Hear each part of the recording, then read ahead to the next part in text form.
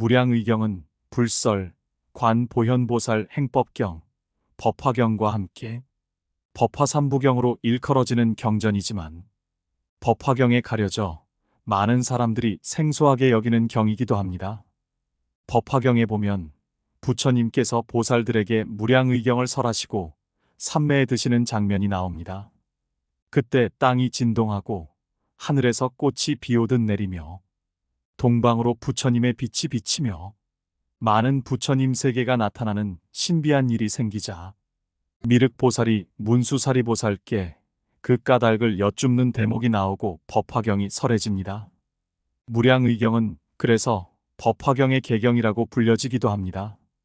경의 내용은 대장엄보살이 부처님께서 머지않아 열반하실 것을 알고 부처님께 어떻게 하면 보살마하살이 빨리 안욕따라 삼막삼보리를 이룰 수 있는지 여쭈어 보는 것으로 시작됩니다.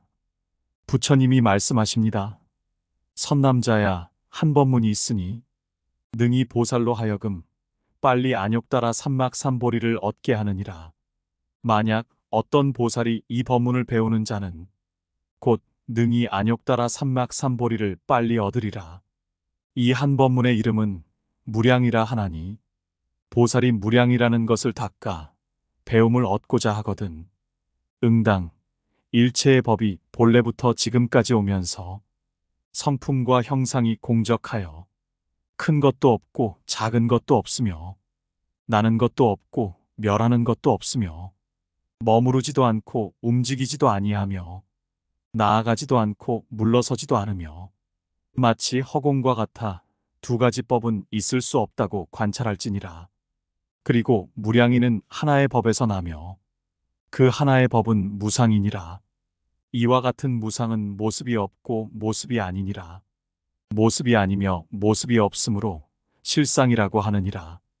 그래서 보살이 이와 같은 일체의 법문, 무량이를 닦는 자는 속히 안욕따라 삼막삼보리를 얻는다고 하시며 이와 같이 심이 깊고 위없는 대승의 무량의경은 물리가 참되고 바르며 존귀하여 다시 더할 바가 없기에 삼세의 모든 부처님들께서 함께 수호하시고 여러 마의 무리들은 들어오지 못하며 일체의 사견과 생사에서 이를 무너뜨리지 못한다고 하십니다.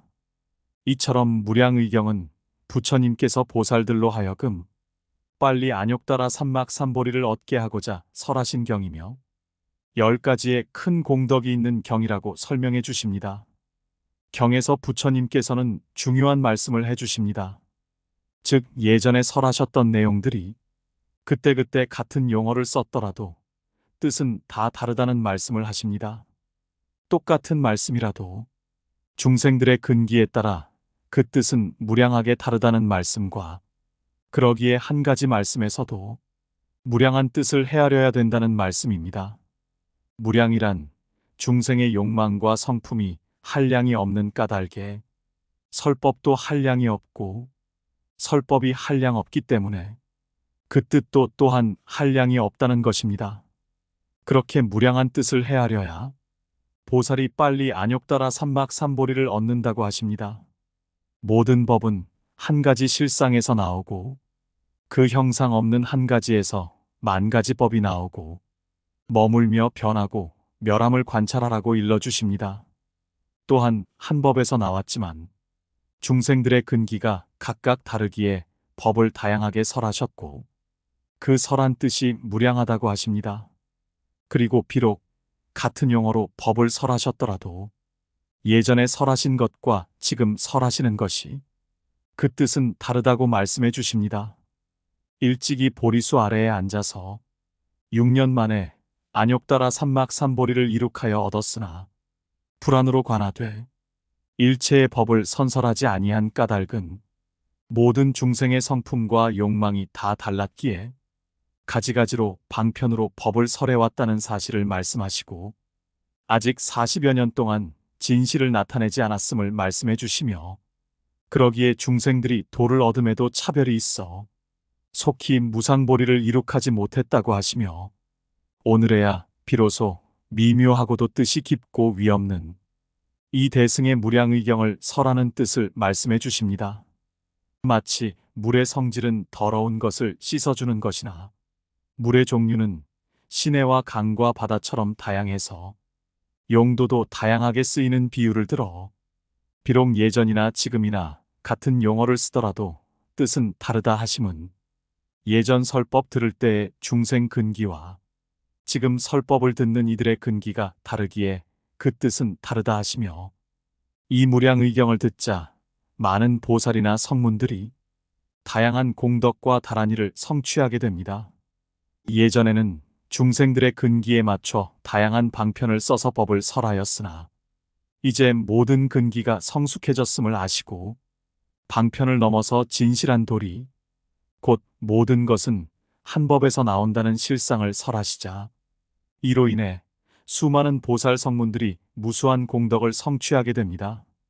그래서 이 무량의경은 보살들이 빠르게 안욕따라 삼막삼보리를 얻게 하는 위없이 높은 경이라고 찬탄하십니다. 무량의경에는 또한 10가지 부사의한 공덕과 힘이 있다고 말씀하시는 바, 그중 한 가지를 부처님의 말씀을 통해 들어봅니다. 선남자여, 아홉째 이 경의 불가사의의 공덕과 힘이라 함은 만약 선남자, 선여인이 부처님께서 세상에 계시거나 또는 멸도하신 후에 이 경을 얻는 자가 있어 환희하여 기뻐 뛸 듯이 하며 미증류를 얻어서 받아 지니고 읽고 외우며 베껴 쓰고 공양하며 널리 여러 사람을 위하여 이 경의 뜻을 분별하여 해설하는 자는 곧 지난 업과 남은 죄의 무거운 장애가 일시에 다 멸하는 것을 얻느니라.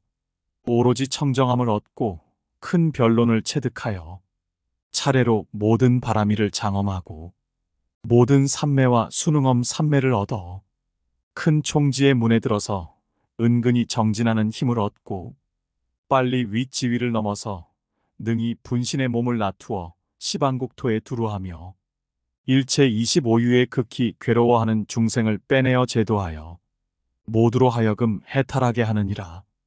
이에 설법을 들은 대장엄 보살과 8만의 보살들이 부처님의 이 법문은 보리로 향하는 크고도 곧은 길을 알려주시는 것이기에 한량없는 일체 중생을 크게 요익하게 하며 일체의 보살들에게 무량의삼매를 얻게 하며 모든 법인을 얻게 하며 여러 도과를 얻게 하는 미증유한 법문이라고 찬탄하고 세존의 자비와 은혜에 감격해하고 부처님은 이들에게 중생들을 위해 법을 널리 펼 것을 당부하며 법회가 끝이 납니다.